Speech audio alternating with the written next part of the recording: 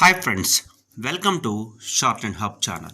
మనము ఈరోజు ఈ వీడియో ద్వారా stenographer and clerk cum proof reader అంటే ఎవరైతే స్టెనోగ్రఫీ కలిగి ఉంటారో, అలాగే టైప్ రైటింగ్ ఎవరైతే క్వాలిఫికేషన్ కలిగి ఉంటారో వాళ్ళకి సంబంధించింది, అలాగే లా ఆఫీసర్ హిందీ ఎవరైతే లా గ్రాడ్యుయేట్స్ ఉంటారో వాళ్ళకి సంబంధించినటువంటి నోటిఫికేషన్ యొక్క పూర్తి డీటెయిల్స్ అనేది ఈ వీడియోలో చెప్పుకోబోతున్నాము. సో వీడియోలోకి వెళ్ళే ముందు మనము టైప్ రిలేటెడ్, అలాగే షార్ట్ హ్యాండ్, అలాగే లా కంప్లీట్ చేసిన వాళ్ళందరికీ సంబంధించినటువంటి పూర్తి డిక్టేషన్స్, నోటిఫికేషన్స్, అలాగే ఎవరైతే హైకోర్టు స్కిల్ టెస్ట్గా అప్లై వెళ్తూ ఉన్నారో వాళ్ళకి సంబంధించినటువంటి ప్యాసేజెస్ అన్నీ కూడా కింద ఇచ్చినటువంటి డిస్క్రిప్షన్లో ఉన్నటువంటి టెలిగ్రామ్ గ్రూపు, వాట్సాప్ గ్రూప్లో మాత్రమే షేర్ చేయబడతాయి. సో మీరు అక్కడ జాయిన్ అయ్యి పూర్తి అప్డేట్స్ అనేది తీసుకునేటువంటి అవకాశం ఉంది. సో మనం ఫస్ట్ స్టెనోగ్రాఫర్కి సంబంధించినటువంటి నోటిఫికేషన్ అనేది చూద్దాము. మొత్తం ఖాళీలు వచ్చేసరికి 19. అందులో మీరు అడిగిన పోస్టుల వివరాలు వచ్చేసరికి స్టెనోగ్రాఫర్ గ్రూప్ సి ఒక పోస్ట్ వచ్చేసరికి ఎస్సీ కేటగిరీకి రిజర్వ్ చేయబడింది. అలాగే ఏదైతే క్లర్క్ కమ్ ప్రూఫ్ రీడర్ ఎవరైతే టైప్ రైటింగ్ క్వాలిఫికేషన్ కలిగి ఉంటారో వాళ్ళకి సంబంధించి 17 పోస్టులు ఉన్నాయి. అందులో 12 పోస్టులు అన్రిజర్వ్డ్ జనరల్ కేటగిరీకి ఉన్నాయి. ఇవి పూర్తిగా 100కి 100% గవర్నమెంటు ఉద్యోగాలు. సో స్టెనోగ్రాఫర్కు పే లెవెల్ వచ్చేసరికి 38,500 నుంచి 1,22,700 వరకు కూడా స్కేల్ అనేది ఫిక్స్ చేయడం అనేది జరిగింది. అలాగే క్లర్క్ కమ్ ప్రూఫ్ రీడర్కి వచ్చేసరికి 20,000 నుంచి 64,000 వరకు కూడా ఈ స్కేల్ అనేది పే లెవెల్ 3గా ఫిక్స్ చేయడం అనేది జరిగింది. సో ఏజ్ వచ్చేసరికి జనరల్ మరియు ఈడబ్ల్యూఎస్ అభ్యర్థులకి 18 నుంచి 45 సంవత్సరాల మధ్య 1/1/2026 నాటికి కలిగి ఉండాలని చెప్పి చెప్పడం జరిగింది. సో ఇతర రాష్ట్రాల వారికి రిజర్వేషన్ అనేది వర్తించదు కాబట్టి వాడు జనరల్ కేటగిరీ కిందకే వస్తారు. సో విద్యార్హతలు అండ్ స్పెషల్ క్వాలిఫికేషన్స్ వచ్చేసరి స్టెనోగ్రాఫర్కి ఏదైనా గుర్తింపు పొందిన యూనివర్సిటీ నుంచి డిగ్రీ అనేది పాస్ అయి ఉండాలని చెప్పి చెప్తున్నారు.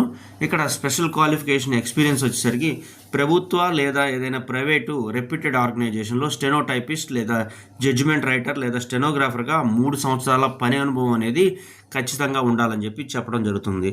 సో నేను చాలామంది అభ్యర్థులు మనము ఎక్కడైనా సరే ఒక టెంపరీ ఉద్యోగానికి సంబంధించినప్పుడు నోటిఫికేషన్ పెట్టినప్పుడు ఒక పోస్టే ఉంది కదా సార్, ఎందుకు ఇది మనకు పనికి వస్తుందని చెప్పి అడగటం అనేది జరిగింది. సో ఇక్కడ చూడండి, మీకు నోటిఫికేషన్లో ఖచ్చితంగా 3 ఇయర్స్ ఎక్స్పీరియన్స్ అనేది అడుగుతున్నారు. సో మనము గవర్నమెంట్ జాబా ప్రైవేట్ జాబ్ అనేది చూసుకోకుండా ముందు జాబ్ వచ్చినప్పుడు కనుక జాయిన్ అయితే మనకి ఈ ఎక్స్పీరియన్స్ అనేది ఇలాంటి నోటిఫికేషన్స్లో అడిగినప్పుడు మనకి ప్రయారిటీ అనేది ఉంటుంది. అంటే మనం స్కిల్ టెస్ట్లో ఈక్వల్ మార్క్స్ వచ్చినా కూడా ముందు మనకి సీనియారిటీ అనేది కన్సిడర్ అనేది చేస్తారు కాబట్టి, సో మనం గవర్నమెంట్ జాబా ప్రైవేట్ జాబా అనేది చూసుకోకుండా ముందు అవకాశం వచ్చినప్పుడు ఎక్కడైనా సరే వర్క్ చేయగలిగితే ఆ ఎక్స్పీరియన్స్ అనేది మనకి ఎప్పటికీ కూడా ఉపయోగపడేటువంటి అవకాశం ఉంటుంది. సో అందువల్లనే మనము మన ఛానల్ ద్వారా కూడా ఒక్క పోస్ట్ ఉన్నా సరే మనము ఈ వీడియో అనేది చేస్తూ అభ్యర్థులకి వాటికి సంబంధించినటువంటి పూర్తి డీటెయిల్స్ అనేది అందిస్తూ ఉన్నాము. సో క్లర్క్ కమ్ ప్రూఫ్ రీడర్కి వచ్చేసరికి సాధారణ డిగ్రీ ఉంటే చాలు, దీనికి ఎలాంటి ముందస్తు అనుభవం అనేది అవసరం లేదని చెప్పి చెప్పడం జరుగుతుంది. సో ఎవరైనా అప్లై చేయొచ్చు అంటే ఖచ్చితంగా కూడా ఎవరైనా అప్లై చేయొచ్చు. తెలుగు రాష్ట్రాల వారు, ఏపీ అండ్ తెలంగాణ వాళ్ళు కూడా ఈ పోస్టులకి ఖచ్చితంగా కూడా అప్లై చేయొచ్చు.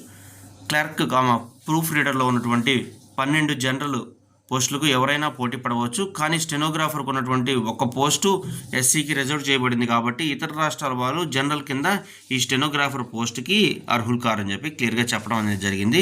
సో స్టెనోగ్రాఫర్కి ఎగ్జామ్ వచ్చేసరికి స్కిల్ మీద ఉంటుంది. ఇంగ్లీష్ షార్ట్ హ్యాండ్ నిమిషానికి 100 words per minute డిక్టేషన్ అనేది ఉంటుంది, దాన్ని ట్రాన్స్క్రైబ్ చేయాల్సి ఉంటుంది.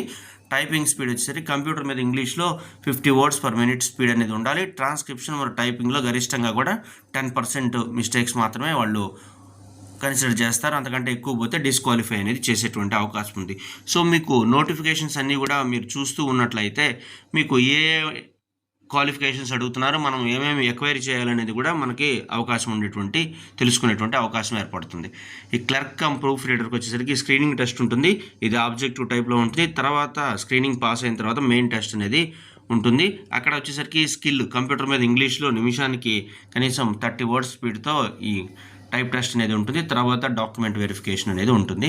సో ముఖ్యమైన తేదీలు అండ్ అప్లై విధానం వచ్చేసరికి 28 మార్చ్ 2026 రాత్రి 11:59 లోపల మీరు ఇది అప్లై చేయాల్సి ఉంటుంది. Himachal Pradesh high court official website highcourt.hp.gov.in లేదా hcrecruitment.in ద్వారా కూడా ఆన్లైన్లో మాత్రమే ఇది మీరు అప్లై చేయాల్సి ఉంటుంది. సో జనరల్ అభ్యర్థులకు ఫీజు 347గా ఉంది. ఇది ఇన్ఫర్మేషన్ సంబంధించినటువంటి వీడియో కాబట్టి మీరు మనం ఇప్పుడు చెప్పినటువంటి హైకోర్టు వెబ్సైట్లోకి వెళ్ళి మీరు నోటిఫికేషన్ డౌన్లోడ్ చేసుకొని పూర్తి నోటిఫికేషన్ అనేది రీడ్ చేసిన తర్వాత మాత్రమే మీరు ఈ పోస్టులకు సంబంధించి అప్లై చేయాల్సినటువంటి అవసరం ఉంటుంది. సో అలాగే మనం ఏదైతే Himachal Pradesh public service commission తాజాగా విడుదల చేసినటువంటి లా ఆఫీసర్ హిందీకి సంబంధించినటువంటి నోటిఫికేషన్ యొక్క పూర్తి వివరాలు కూడా తెలుసుకుందాము. సో ఎవరైతే లా చదివి అడ్వకేట్గా ప్రాక్టీస్ చేస్తున్న అభ్యర్థులకు ఇది ఒక అవకాశము. ఇది గ్రూప్ బి గెజిటెడ్ ఆఫీసర్గా స్థిరపడటానికి ఈ పోస్ట్ అనేది సహకరిస్తుంది. ఈ నోటిఫికేషన్ ద్వారా మొత్తం 3 ఖాళీలను భర్తీ చేస్తున్నారు. ఇవి లా ఆఫీసర్ హిందీ విభాగానికి చెందింది. ఇదే నోటిఫికేషన్ లా ఆఫీసర్ ఇంగ్లీష్కి 6 పోస్టులు కూడా ఆల్రెడీ పడి ఉన్నాయి. మనం ఆల్రెడీ కూడా చేసి ఉన్నాము. సో ఇవి ఎవరైనా భారతీయ పౌరులు ఈ పోస్టులకి అప్లై చేసుకోవచ్చు. ఇతర రాష్ట్రాల వాళ్ళు కూడా అప్లై చేసుకోవచ్చు. అయితే వారు జనరల్ కేటగిరీ కింద పరిగణించబడతారు. హిమాచల్ ప్రదేశ్కి సంబంధించిన వారికి మాత్రమే ఈ రిజర్వేషన్ అనేది అప్లికబుల్ అవుతుంది. సో ఇది పూర్తిగా కూడా 100% పర్మనెంట్ నేచరు. ఎంపికైన అభ్యర్థులను డిపార్ట్మెంట్ ఆఫ్ పర్సనల్ దాంట్లో సంబంధించి జాబ్ ట్రైనీస్గా ముందు తీసుకుంటారు. తర్వాత ప్రొబేషన్ అనేది పీరియడ్ అనేది కంప్లీట్ అయిన తర్వాత మీకు దానికి సంబంధించినటువంటి రెగ్యులర్ పే అనేది అందించడం అనేది జరుగుతుంది. సో ఇది అన్ని గవర్నమెంట్ జాబ్లో కామన్గా ఉంటుంది. వయోపరిమితి వచ్చేసరికి జనవరి 1, 2026 నాటికి 18 సంవత్సరాలు 45 సంవత్సరాల లోపు ఉండాలని చెప్పడం జరుగుతుంది. హిమాచల్ ప్రదేశ్ రాష్ట్రానికి చెందినటువంటి ఎస్సీ, ఎస్టీ, ఓబీసీ, పీడబ్ల్యూ తదితర రిజర్వ్డ్ కేటగిరీ అభ్యర్థులకు ప్రభుత్వ నిబంధనల ప్రకారం 5 ఇయర్స్ గరిష్టంగా వీళ్ళకి సడలింపు అనేది ఉంటుంది. ఎంపిక విధానం వచ్చేసరికి ఆబ్జెక్టివ్ టైప్ స్క్రీనింగ్ టెస్ట్ ఉంటుంది పేపర్ 1 కింద. ఇది 3 దశల్లో జరగటం అనేది జరుగుతుంది. సెకండ్ వచ్చేసరికి సబ్జెక్ట్ ఆప్టిట్యూడ్ టెస్ట్ అనేది డిస్క్రిప్టివ్ మోడ్లో ఉంటుంది. ఇది 120 మార్క్స్కి ఉంటుంది. అలాగే స్క్రీనింగ్ టెస్ట్ వచ్చేసరికి 100 మార్క్స్, 1 గంట పాటు అనేది ఇది ఉంటుంది. తర్వాత పర్సనాలిటీ టెస్ట్ పై 2 పరీక్షల్లో ప్రతిభ చూపిన వారికి 30 మార్కులకు ఇంటర్వ్యూ అనేది చేసి తద్వారా కూడా మనం ఈ సెలక్షన్ అనేది జరుపుతారని క్లియర్గా తెలియజేయడం జరిగింది. ఫైనల్ మెరిట్ లిస్ట్ అనేది డిస్క్రిప్టివ్ టెస్ట్ మరియు పర్సనాలిటీ టెస్ట్ మార్కులు కలిపి సెలక్షన్ అనేది జరుగుతుంది. సో దీనికి ఆన్లైన్ దరఖాస్తుల తేదీ వచ్చేసరికి మార్చి 1, 2026, చివరి తేదీ వచ్చేసరికి 28 మార్చి 2026 11:59 లోపు మీరు అప్లై చేయాల్సి ఉంటుంది. అప్లికేషన్ ఫీజు వచ్చేసరికి 28 మార్చి 2026.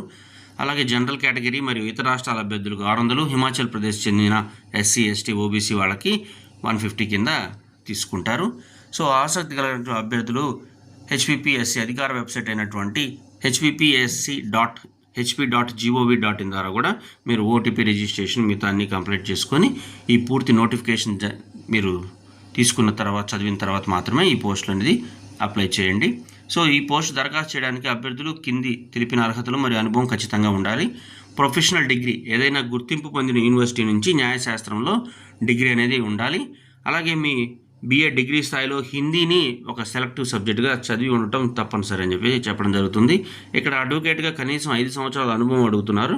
అడ్వకేట్గా మీ ప్రాక్టీస్ సంబంధించినటువంటి సంబంధిత బార్ కౌన్సిల్ లేదా కోర్టు నుండి ఎక్స్పీరియన్స్ సర్టిఫికేట్ అనేది ఖచ్చితంగా మీరు అప్లై చేసే టయానికి మీరు అప్లై చేయాల్సి ఉంటుంది. సో ఈ క్వాలిఫికేషన్స్ అన్నీ కూడా ఉన్నవారు ఈ పోస్టులకి అప్లై చేయడానికి అర్హులు. సో ఇలాంటి మరిన్ని అప్డేట్స్ కోసం మన ఛానల్ని సబ్స్క్రైబ్ చేయండి. అలాగే ఈ ఇన్ఫర్మేషన్ కనుక వర్తి అనిపించినట్లయితే ఒక చిన్న లైక్ చేయండి. Thank you.